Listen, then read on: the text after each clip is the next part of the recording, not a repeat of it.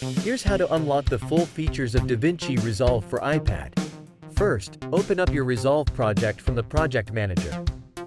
As you can see, by default, Resolve is only showing us the cut and color pages on the bottom of the screen.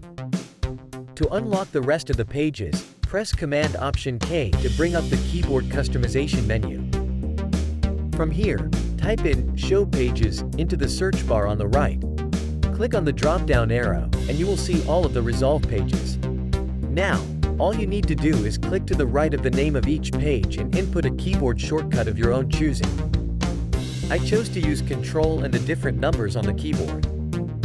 You can choose whatever you like. In this example, the order of numbers I chose mimics the order from left to right of how the pages show up in Resolve on the computer. Once you've added the keyboard shortcuts, hit Save and close out of the keyboard customization page. Now, once you enter your custom keyboard shortcut for each page, they will all magically show up.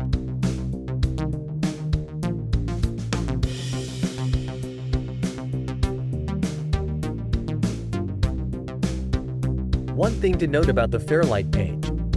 Currently, on the iPad, it's very buggy and doesn't accurately show correct audio levels, so I would use it with caution until the developers add a fix for that.